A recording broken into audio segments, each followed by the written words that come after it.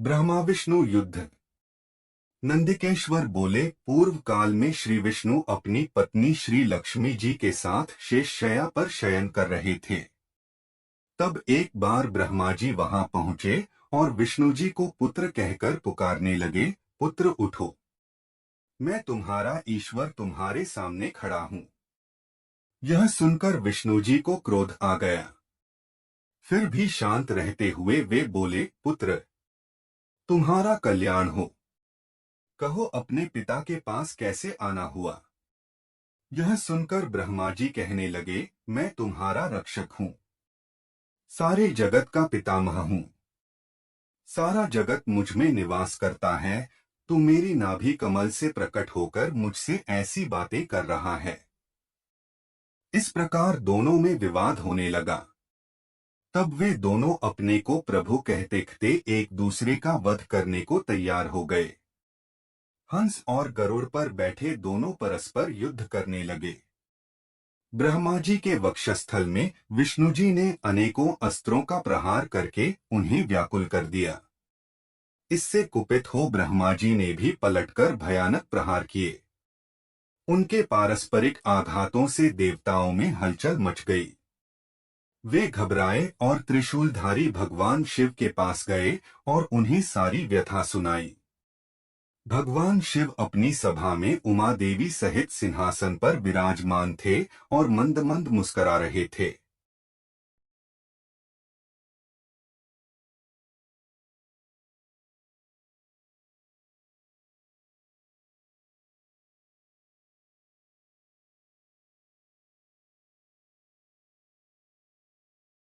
सातवां अध्याय।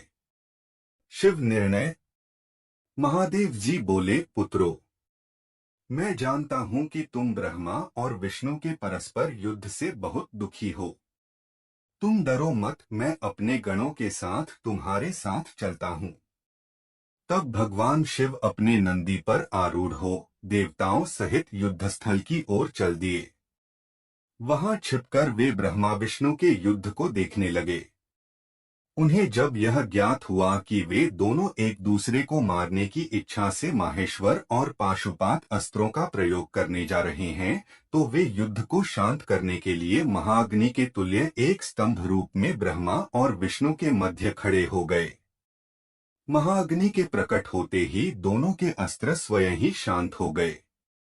अस्त्रों को शांत होते देखकर ब्रह्मा और विष्णु दोनों कहने लगे कि इस अग्नि स्वरूप स्तंभ के बारे में हमें जानकारी करनी चाहिए।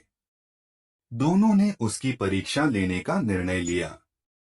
भगवान विष्णु ने शूकर रूप धारण किया और उसको देखने के लिए नीचे धरती में चल दिए। ब्रह्मा जी हंस का रूप धारण करके ऊपर की ओर चल दिए।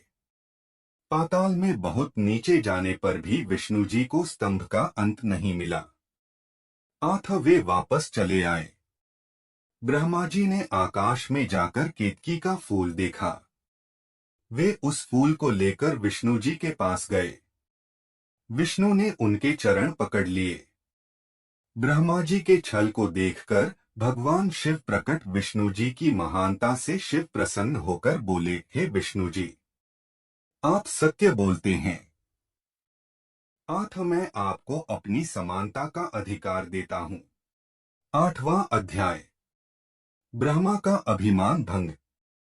नंदिकेश्वर बोले, महादेव जी ब्रह्मा जी के छल पर अत्यंत क्रोधित हुए। उन्होंने अपने त्रिनेत्र तीसरी आंख से भैरव को प्रकट किया और उन्हें आज्ञा दी कि वह तलवार से ब्रह्मा जी को दंड दें। आज्ञा पाते ही भैरव ने ब्रह्मा जी के बाल पकड़ लिए और उनका पांचवां सिर काट दिया। ब्रह्मा जी डर के मारे कांपने लगे। उन्होंने भैरव के चरण पकड़ लिए तथा क्षमा मांगने लगे। इसे देखकर श्री विष्णु ने भगवान शिव से प्रार्थना की कि आपकी कृपा से ही ब्रह्मा जी को पांचवां सिर मिला था, अतः आप इन्हें क्षमा कर दें। तब शिवजी की आज्ञा पाकर ब्रह्मा को भैरव ने छोड़ दिया। शिवजी ने कहा, तुमने प्रतिष्ठा और ईश्वरत्व को दिखाने के लिए छल किया है, इसलिए मैं तुम्हें शाप देता हूं कि तुम सत्कार, स्थान व उत्सव से विहीन रहोगे। ब्रह्मा जी को अपनी गलती का पछतावा हो चुका था। उन्होंने भगवान शिव के चरण पकड़कर क्षमा मांगी और निवेदन किया कि वे उनका 5वां सिर पुनः प्रदान करें। महादेव जी ने कहा, जगत की स्थिति को बिगड़ने से बचाने के लिए पापी को दंड अवश्य देना चाहिए, ताकि लोक मर्यादा बनी रहे। मैं तुम्हें वरदान देता हूँ कि तुम गणों के आचार्य कहलाओगे और तुम्हारे बिना यज्ञ पूर्ण न होंगे। फिर उन्होंने केतकी के पुष्प से कहा, अरे दुष्ट केतकी पुष्प, अब मेरी पूजा के अयोग्य रहोगे। तब केतकी पुष्प बहुत दुखी हुआ और उनके चरणों में गिरकर माफी मांगने लगा। तब महादेव जी ने कहा, मेरा वचन तो झूठा नहीं हो सकता, इसलिए तू मेरे भक्तों के योग्य होगा। इस प्रकार तेरा जन्म सफल हो जाएगा। अगर वीडियो पसंद आ गई हो तो वीडियो को लाइक करके चैनल को सब्सक्राइब कर दीजिएगा। धन्यवाद।